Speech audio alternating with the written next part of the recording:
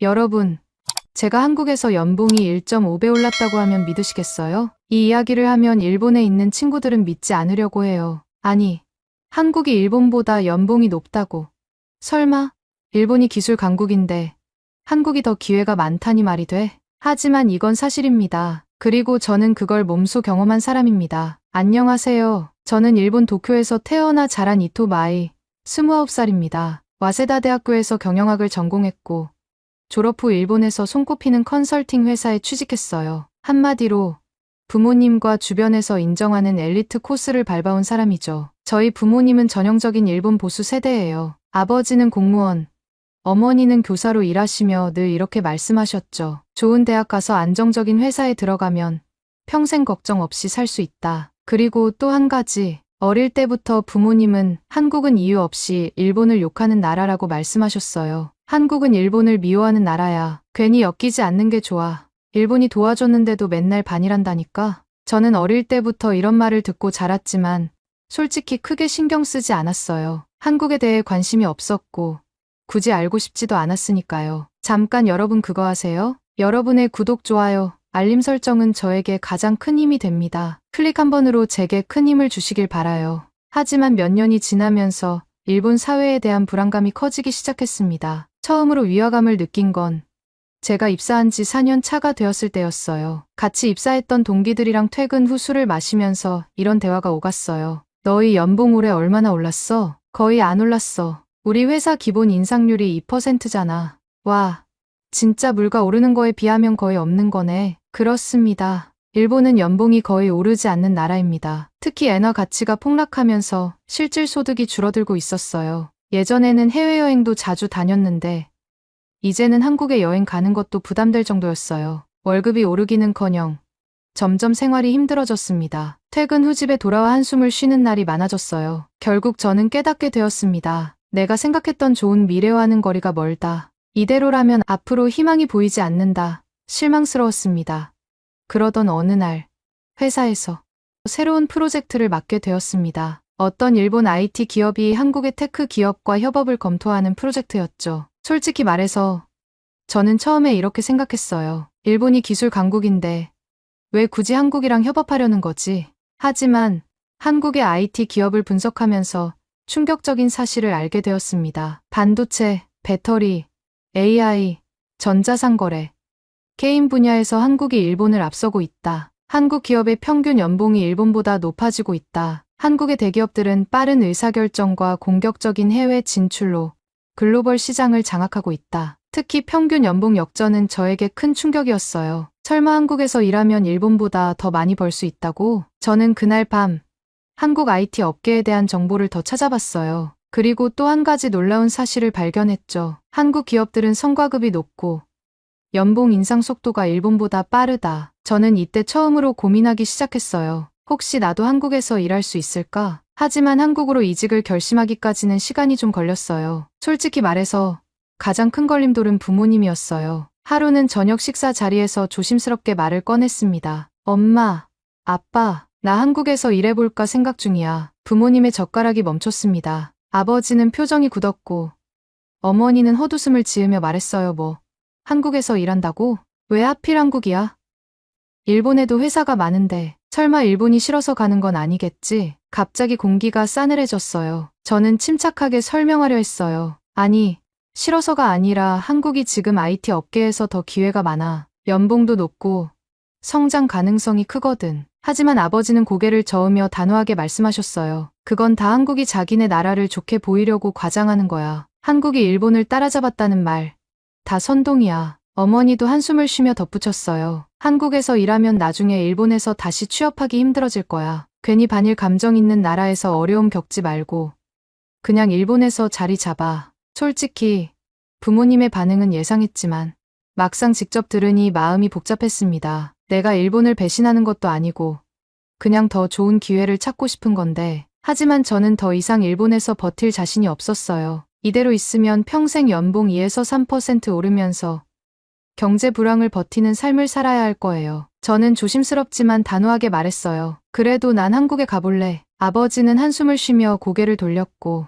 어머니는 걱정스러운 표정을 지었지만 더 이상 말리지 않았어요. 그렇게 저는 결국 한국행을 결심했습니다. 그리고 몇 주 후 저는 한국행 비행기에 몸을 실었습니다. 이제 새로운 도전이 시작된다. 이렇게 저는 일본에서의 안정적인 삶을 버리고 더 큰 기회를 찾아 한국으로 떠나게 되었습니다. 제가 한국에서 직접 겪은 이야기를 들으면 아마 여러분도 깜짝 놀라실 거예요. 한국에서 제가 경험한 일, 문화, 사람들 그리고 일본과 한국의 차이점까지 모두 솔직하게 이야기해 드릴게요. 한국에서의 첫 출근 날, 저는 또 한 번 놀라운 현실을 마주하게 됩니다. 한국행 비행기에 오르면서도 실감이 나지 않았습니다. 내가 진짜 일본을 떠나 한국에서 일하게 되다니. 비행기 창문 밖으로 도쿄의 야경이 보였습니다. 익숙한 도시, 익숙한 거리. 그 속에서 저는 안정적인 삶을 살고 있었지만 더 이상 미래가 보이지 않았어요. 그리고 몇 시간 후 창밖으로 낯선 도시의 불빛이 보이기 시작했습니다.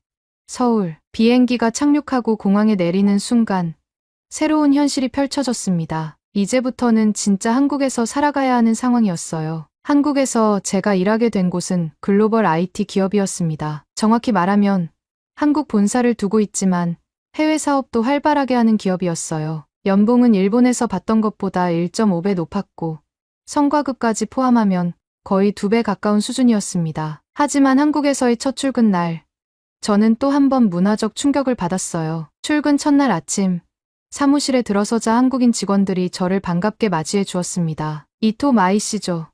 환영해요. 처음 뵙겠습니다.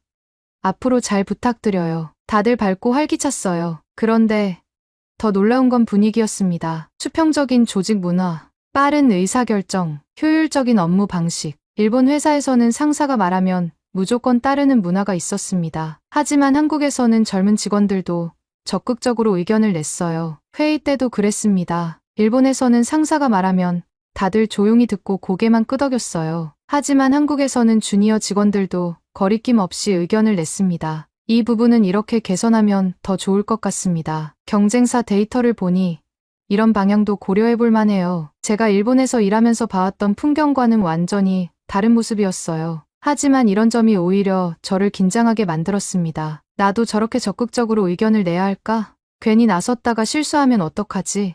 일본에서는 조용히 자기 일을 잘하는 것이 미덕이었습니다. 하지만 한국에서는 말을 하지 않으면 존재감이 없었어요. 적응하는 데 시간이 필요했습니다. 언어 장벽도 예상보다 더 힘들었습니다. 회사에서는 공식적으로 영어를 사용했지만 비공식적인 대화는 대부분 한국어로 이루어졌어요. 점심시간, 커피를 마실 때, 쉬는 시간 다들 자연스럽게 한국어로 이야기했습니다. 저는 낄 수 없는 순간들이 많았어요. 이토 마이 씨, 점심 같이 가요. 네. 뭐 먹어요? 아, 우리 오늘 어때요? 그 순간 저는 한국어가 벽처럼 느껴졌어요. 대충 맥락을 짐작할 수는 있었지만 100% 이해하기는 어려웠어요. 그리고 내가 한국어를 못한다는 사실이 계속 신경 쓰였습니다. 하루는 회의 중에 동료가 저에게 한국어로 물었습니다. 이 부분 어떻게 생각하세요? 저는 순간 당황해서 영어로 대답했어요. I think we should.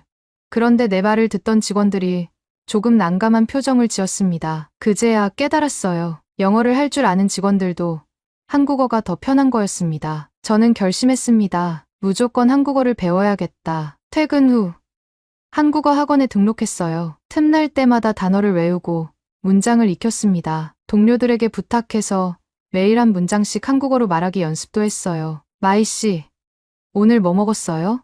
저는 오늘 비빔밥 먹었어요. 모두들 박수를 치며 응원해 주었습니다. 우와, 발음 좋은데요? 이제 한국어 금방 늘겠어요. 그런데 생각보다 한국어보다 더 중요한 게 있었습니다. 한국 문화 자체를 이해하는 것. 일본과 한국은 가까운 나라지만 회사 문화는 완전히 달랐어요. 예를 들어 회식 문화. 일본에서도 회식이 있었지만 한국은 분위기가 또 달랐습니다. 하루는 팀원들과 첫 회식을 하게 됐어요. 고깃집에서 다 같이 둘러앉아 고기를 굽는데 한국 직원들이 저를 챙겨주기 시작했습니다. 마이 씨, 이거 드셔보세요.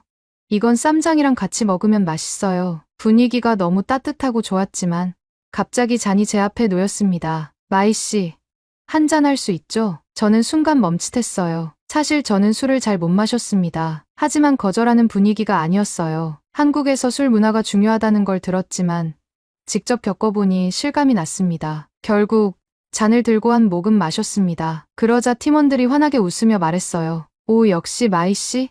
괜찮아요.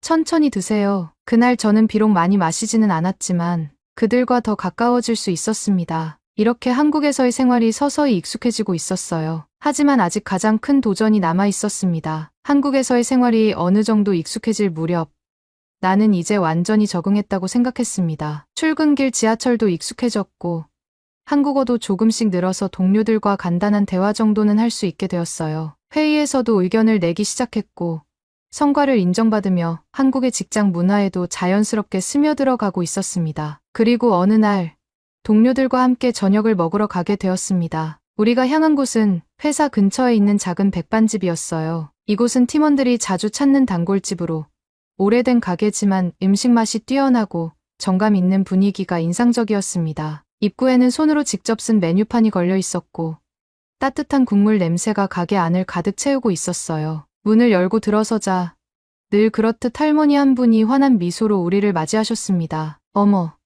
또 왔네. 오늘도 많이들 왔구먼. 그분은 이 가게를 40년 넘게 운영하셨다는 김할머니였어요. 주름진 얼굴에는 언제나 온화한 미소가 떠나지 않았고 손님들에게 정성을 다해 음식을 만들어 주시는 분이었습니다. 할머니는 우리가 앉아 익숙한 듯 주문을 받으셨어요. 오늘도 된장찌개 하나씩 할 거지? 네. 할머니, 저희는 할머니 된장찌개 없으면 못 살아요. 동료들이 웃으며 대답했고 나도 덩달아 미소를 지었습니다. 이 집의 된장찌개는 그야말로 예술이었어요. 뚝배기에서 보글보글 끓으며 나오는 된장찌개는 진한 구수한 냄새를 풍겼습니다. 잘 익은 두부와 쫄깃한 버섯, 푸릇푸릇한 애호박이 듬뿍 들어가 있었고 국물은 깊고 풍부한 감칠맛이 느껴졌어요. 그리고 할머니가 손수 담근 반찬들이 한 상 가득 차려졌습니다. 잘 익은 배추김치는 아삭하면서도 매콤했고 간 무친 콩나물 무침은 상큼한 들기름 향이 감돌았어요. 짭짤하면서도 감칠맛이 도는 멸치볶음, 고소하게 구운 김과 함께 먹는 따끈한 밥은 그야말로 완벽한 조화였습니다. 나는 젓가락을 들고 밥에 반찬을 얹어 먹으며 속으로 감탄했습니다. 이게 진짜 한국의 집밥이구나. 이제는 나도 이곳이 익숙해졌어요. 한국에 처음 왔을 때는 이런 작은 가게에서 밥을 먹는 것도 낯설었는데 이제는 오히려 이곳이 편안하게 느껴지고 있었습니다. 음식이 나오고 다 같이 식사를 하면서 이런저런 대화를 나누던 중 할머니가 내게 말을 걸었습니다. 이 친구가 일본에서 왔다면서? 나는 놀라면서도 반갑게 대답했어요. 네. 일본에서 왔어요. 한국에서 일한 지 이제 반년 정도 됐어요. 그러자 할머니는 조용히 나를 바라보시더니 천천히 말씀하셨습니다. 나도 옛날에 일본하고 참 인연이 많았지. 그 말을 듣고 나는 가볍게 웃으며 대답했습니다. 아, 일본에 가신 적이 있으세요? 그런데 할머니의 표정이 조금 변했습니다. 미소를 짓고 계셨지만 그 속에서 묘한 감정이 느껴졌어요. 응, 일본에 간 적이 있지. 근데 그땐 내가 원해서 간 게 아니었어. 나는 순간 할머니의 말뜻을 이해하지 못했습니다. 그런데 그때 내 옆에 앉아있던 한국 동료의 표정이 굳어지는 게 보였어요. 그리고 동료가 조용히 나를 보며 말했습니다. 마이 씨 할머니께서 어릴 때 강제로 일본에 끌려가셨대요. 나는 그 순간 숨이 멎을 것 같았습니다. 할머니는 조용히 식탁을 바라보며 말을 이어갔습니다. 내가 14살 때였어. 그때 일본 사람들이 우리 마을에 와서 젊은 사람들을 데려갔지. 처음에는 공장에서 일만 하면 된다고 했어. 그런데 막상 가보니 그게 아니었지. 나는 아무 말도 할 수 없었습니다. 할머니의 목소리는 담담했지만 그 안에는 헤아릴 수 없는 아픔이 담겨 있었어요. 나는 눈을 내리깔고 손을 꼭 쥔 채 할머니의 말씀을 들을 수밖에 없었습니다. 하루 종일 공장에서 일했어. 손이 부르터도 쉴 수 없었고 먹을 것도 제대로 주지 않았지. 병이 나도 그냥 버려졌어. 내가 살아 돌아올 수 있었던 건 그냥 운이 좋았던 거야. 나는 그제야 깨달았습니다. 그동안 나는 이런 역사가 존재한다는 것조차 제대로 모르고 있었다는 사실을. 일본에서 태어나고 자란 나는 학교에서 역사 수업을 들을 때 한국과 일본의 과거사에 대해 깊이 배우지 않았습니다. 물론 일제강점기라는 단어는 들어봤어요. 하지만 그게 실제 사람들에게 어떤 의미인지, 그 시대를 산 사람들에게 어떤 고통이었는지에 대해선 한 번도 생각해 본 적이 없었습니다. 하지만 지금 내 눈앞에 있는 이 할머니는 그 시대를 직접 겪은 사람이었어요. 내가 단순히 교과서에서 한 줄로 배웠던 내용이 누군가에게는 평생 씻을 수 없는 상처로 남아 있었다는 것을 깨닫게 되었습니다. 나는 순간 너무 죄송한 마음이 들었어요. 할머니가 내게 무언가를 바라시는 건 아니었지만 나는 그저 그동안 이런 사실을 모르고 있었다는 것 자체가 죄송했습니다. 그래서 나는 조심스럽게 입을 열었습니다. 할머니, 죄송해요. 할머니는 내 말을 듣고 가만히 나를 바라보셨어요. 그러더니 천천히 손을 뻗어 내 손을 살며시 잡으셨습니다. 마이 양, 자네가 미안해할 필요는 없어. 그때 그랬던 건 자네가 아니라 자네 나라의 잘못이지. 하지만 나는 일본이 이 역사를 잊지 않았으면 해. 나는 그 말을 듣고 고개를 끄덕일 수밖에 없었습니다. 그날 밤 나는 잠을 잘 수 없었습니다. 그래서 스마트폰을 열고 인터넷에서 한국과 일본의 역사에 대해 찾아보기 시작했어요. 나는 그제야 알았습니다. 내가 지금까지 너무 모르고 있었다는 것을. 그리고 내가 배우지 못한 역사가 너무 많았다는 것을. 그날 이후 나는 더 많은 것들을 배우고 싶어졌어요. 나는 일본인이지만 그렇다고 해서 일본이 저지른 과거를 모른 척하며 살 수는 없다고 생각했습니다. 이제 나는 다시는 예전의 나로 돌아갈 수 없었습니다. 그날 이후 나는 한국에서의 삶을 대하는 태도가 완전히 달라졌습니다. 처음 한국에 왔을 때 나의 목표는 단순했어요. 더 좋은 연봉, 더 나은 직장 환경, 그리고 일본에서는 경험할 수 없는 기회. 나는 그것만 생각하고 있었습니다. 하지만 김할머니와의 대화를 나눈 이후 나는 한국에서 얻은 것이 단순히 경제적 기회만이 아니라는 걸 깨달았어요. 나는 한국에서 과거에 대해 알게 되었고 몰랐던 진실을 마주하게 되었으며 나 자신의 한계를 깨뜨릴 수 있었습니다. 그리고 무엇보다 내가 일본에서 배운 것이 전부가 아니라는 것을 알게 되었어요. 그날 이후 나는 더 깊이 배우기로 결심했습니다. 그동안 일본에서 무심코 넘겼던 역사적 사실들에 대해 스스로 찾아보기 시작했어요. 김할머니와의 대화가 아니었다면